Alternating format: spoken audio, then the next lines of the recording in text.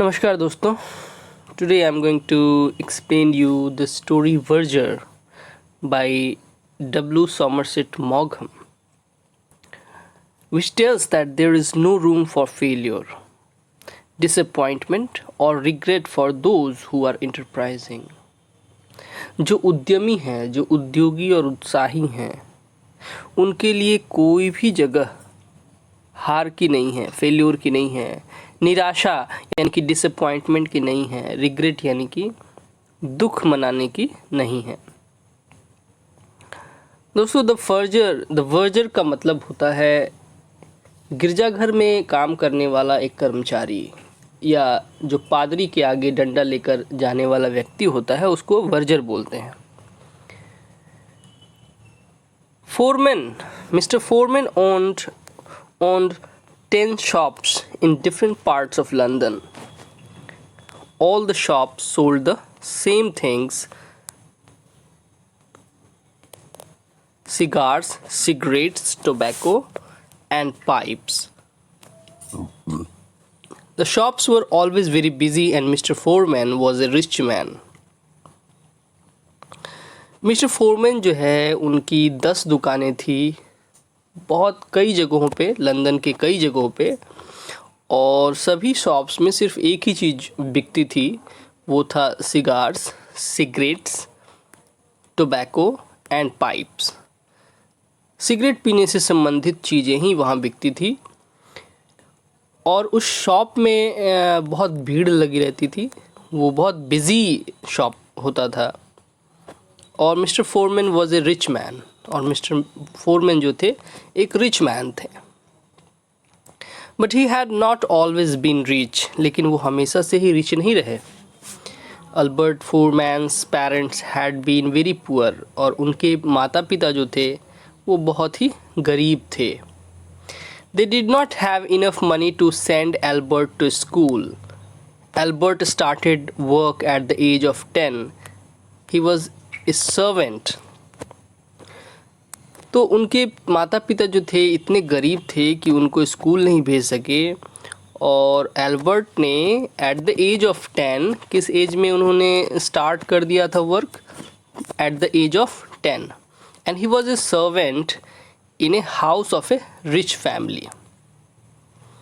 एक अमीर परिवार में वो एक नौकर के रूप में काम करते थे.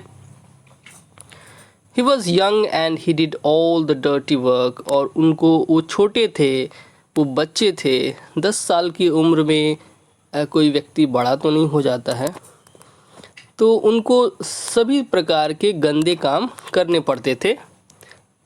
Albert was a hard worker. Albert बहुत ही मेहनती थे. He grew older and was given more important jobs. और जब वो थोड़े बड़े हुए तो उनको और भी अधिक महत्वपूर्ण काम दिया जाने लगा. Albert's was always clean and tidy, और वो हमेशा साफ़ सुथरे रहते थे. He was well dressed and looked respectable.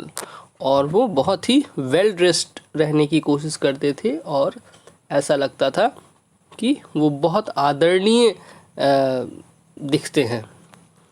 Eight the age of 20, Albert Foreman was the head servant in the house of a rich man. और जब वो 20 साल के हुए तो वो उस घर में एज ए हेड सर्वेंट वो काम करने लगे. Albert married at the age of 22, और 22 साल की उम्र में उनका विवाह हो गया. His wife was also a working woman, और उनकी वाइफ भी काम करती थी. She had been a servant in the same house as Albert, और वो उसी घर में नौकरानी थी जिस घर में एल्बर्ट काम करते थे. Then Albert got a new job, और एल्बर्ट को तब एक न्यू जॉब मिलता है. He became the verger of Saint Peter's church, और वो एक वर्जर बन जाते हैं सेंट पीटर्स चर्च में. जैसा कि मैंने बताया था वर्जर के बारे में कि वर्जर एक ऐसा व्यक्ति होता है जो गिरजा घर का कर्मचारी होता है, काम करता है. Saint Peter's was in a Neville Square in the centre of the richest part of London. और जो नेविले स्क्वायर है वो रिचेस्ट पार्ट ऑफ लंदन है, वहाँ पे काफ़ी रिच लोग रहते हैं, rich and important people lived in the house near by. They were taken to St. Peter's as babies and they were taken to St. Peter's as babies and given names। तो जब भी Saint Peter को किसी baby के नाम को रखने के लिए ले जाया जाता था तो वो भी उनके साथ जाते थे। They were married in Saint Peter's and they were buried in Saint Peter's and they were buried near Saint Peter's when they died. और जब वो मरते थे, कोई भी मरता था तो उनको नियर बाय ही उनको दफना दिया जाता था और तब वो जाते थे। The verger was present at all these important times.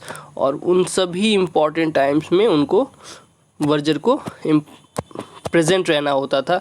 He stood near the door wearing a long black रोब। और वो डोर के नज़दीक चर्च में ब्लैक रोब पहन करके, ब्लैक रोब आप देख सकते हैं, ये ब्लैक रोब पहने हैं mister foreman. And he kept the church clean and tidy. और चर्च को वो क्लीन और टाइडी रखने में मदद करते थे। The people at Saint Peter's were pleased with Mr Foreman. और फोरमैन से सभी खुश थे, सेंट पीटर चर्च के लोग खुश थे। He work there for 16 years. और वो वहाँ 16 साल काम किए। During this time there was no trouble. और उस समय तक तो कोई ट्रबल नहीं आया था।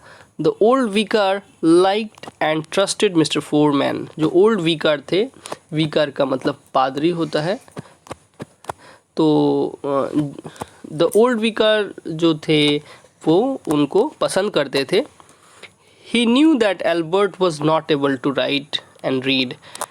वो जानते थे कि एल्बर्ट जो है, Albert Foreman can't read and write, but this did not matter। लेकिन इससे उनको कोई फ़र्क नहीं पड़ता था कि वो लिख या पढ़ नहीं पाता है, क्योंकि लिखने पढ़ने से कोई लेना देना नहीं था उस चर्च में, जैसा कि मिस्टर फोरमैन का काम था। Albert Foreman looked important and respectable and he kept the church clean, that was enough। क्योंकि उनका काम इतना था कि वो रिस्पेक्टेबल लगें और चर्च को क्लीन रखें, that was enough। But in life nothing lasts forever। और जीवन में कुछ भी हमेशा के लिए नहीं होता है, ये हमेशा याद रखिएगा कि in life nothing last for ever. और सब कुछ चेंज होता रहता है, चाहे सुख हो चाहे दुख हो, सुख दुख में, दुख सुख में, हर चीज़ चेंज होती रहती है। The vicar grew older. और जब वीकर बूढ़े हो गए, जो ओल्ड वीकर थे जब बूढ़े हो गए, at last he was no longer able to do work. और तब वो काम नहीं कर पा रहे थे, जो पुराने जो पादरी थे वो काम नहीं कर पा रहे थे। He had to leave Saint Peter's and go and live in the country. और उनको जो चर्च था वो छोड़ना पड़ा और बाहर जाके कंट्री में रहना पड़ा। ए न्यू विकार केम टू सेंट पीटर्स। और तब एक नया पादरी आया। He was young and wanted to change many things. और वो यंग था और बहुत कुछ चेंज करना चाहता था। Mister Foreman did not like the new विकार। मिस्टर फोरमैन जो थे वो उनको पसंद नहीं करते थे, न्यू विकार नए पादरी को पसंद नहीं करते थे, लेकिन उनको उनकी आज्ञा माननी पड़ती थी। He obeyed him. Mister Foreman did things the new way. जो नए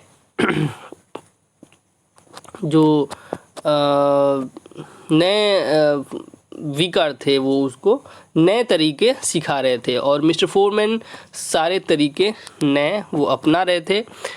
जैसे विकार कहते थे कि डोंट वॉक लाइक दैट, इस तरह से मत चलो, इस तरह से मत टहलो। सेड द न्यू विकार, वॉक लाइक दिस, इस तरह से वॉक करो। डोंट स्टैंड लाइक दैट, इस तरह से खड़े नहीं हो, said the new vicar, stand like this. Albert Foreman had to change everything, और एल्बर्ट फोरमैन को सब कुछ चेंज करना पड़ा। चेंज, खुद को चेंज करना तो बहुत ही मुश्किल होता है, लेकिन एल्बर्ट फोरमैन में ये एबिलिटी थी, वो न्यू वीकार के आदेशानुसार उसको चेंज करते चले गए। But there was one thing which did not change, लेकिन एक ही चीज़ ऐसी थी जो कि चेंज नहीं हुआ था। वो Albert was not able to read and write, Albert लिख पढ़ नहीं सकते थे। At last the new vicar heard about this.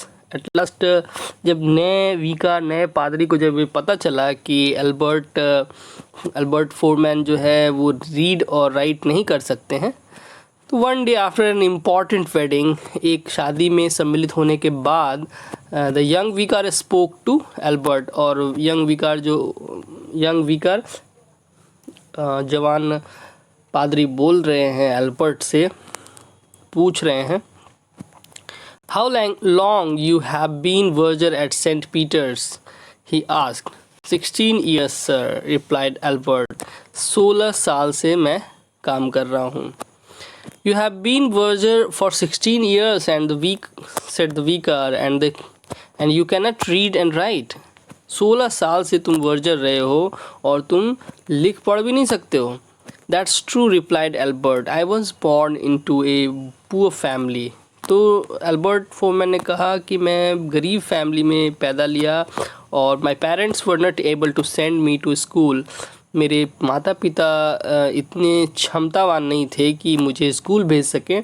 I never learn to read और टू राइट, और मैं कभी भी लिखना पढ़ना नहीं सीख सका। But this is an important church, लेकिन ये बहुत महत्वपूर्ण चर्च है, सेड द विकार। विकार ने कहा कि ये तो बहुत ही महत्वपूर्ण चर्च है। The verger of Saint Peter's must be able to read and write. इस चर्च, सेंट पीटर्स का चर्च का वर्जर जो है को अवश्य ही लिखना पढ़ना आना चाहिए। You have asked me to change many things, replied Albert. आपने मुझे कहा बहुत सारी चीज़ें चेंज करने को। I have done my best to please you, और मैंने वो सभी चीज़ें की जो आपने कहा। But I can't learn to read and write, लेकिन मैं लिख पढ़ नहीं सकता हूँ। I am getting older now, मैं अब बूढ़ा हो चुका हूँ। अब बूढ़ा होने के बाद पढ़ना लिखना आसान नहीं है, और ये बहुत देर हो चुकी है। It's too late for me to learn such things, और अब ये बहुत देर हो चुकी है इस तरह की चीज़ों को सीखने के लिए। तो वैसे दोस्तों, मैं आपको बता दूं कि it's never too late to learn anything, but ये भी राइट है कि एक समय के बाद, एक एज के बाद आप बहुत कुछ करने के काबिल नहीं रह जाते हैं। इस रियलिटी। सो विकार ने कहा, you must learn to write and read and write, और you can not be at verger at Saint Peter's. तो उन्होंने ये कमांड दिया, ये आदेश दिया कि अगर आप लिख पढ़ नहीं सकते हैं तो आप यहाँ नहीं रह सकते हैं। Albert foreman was A proud man, और एल्बर्ट फोरमैन को ये अच्छा नहीं लगा, और वो एक प्राउड मैन थे, एक रिस्पेक्टेबल मैन थे, और उनका अपना स्वाभिमान था। He tried to please the new vicar, फिर भी उन्होंने विकार को प्लीज़ करना चाहा। ही हैड डन इनफ, लेकिन वो नहीं माने। तो उन्होंने कहा, I will leave at the end of this month. उन्होंने कहा कि इस मंथ के लास्ट तक मैं लीव कर दूंगा। Albert told the vicar, you must find a new verger. तो उन्होंने कहा एल्बर्ट फोरमैन ने कि आप एक नया जो वर्जर है वो आप ढूंढ लीजिए। Find another man and I will teach him his job. मैं उसको सारी चीज़ें सिखा दूंगा। Albert said good night politely and left the church. He was not angry, but he felt sad. और वो गुस्सा नहीं थे, but he was sad. He started to walk home. What will my wife say, मेरी पत्नी क्या कहेगी, वो ये सोच रहे थे। Albert asked himself, she will be angry and worried. I must find a new job, but it won't be easy. तो ये बहुत ही मुश्किल काम है कि एक नया जॉब तुरंत खोजना, और वो ये सोच के वरीड थे कि उनकी पत्नी क्या कहेगी और बहुत गुस्सा या चिंतित होगी। Albert did not smoke much, but now he wanted a cigarette. हालांकि एल्बर्ट फोरमैन वो स्मोक नहीं करते थे, लेकिन उनको अभी एक सिगरेट चाहिए था, और उन्होंने सोचा कि I must buy a packet of cigarettes. He said to himself, I will smoke a cigarette and I will feel better. तो उन्होंने सोचा कि अगर मैं सिगरेट को स्मोक कर लेता हूँ तो मैं अच्छा महसूस करूँगा। Albert started to look for a cigarette shop, और Albert started to look for a cigarette shop. उस आसपास में सिगरेट शॉप ढूंढने लगे, लेकिन there was no cigarette shop. तो आई थिंक ये सेकंड पार्ट में मैं आपको पूरा कर दूंगा। लिंक डिस्क्रिप्शन बॉक्स में दे दूंगा। So thank you.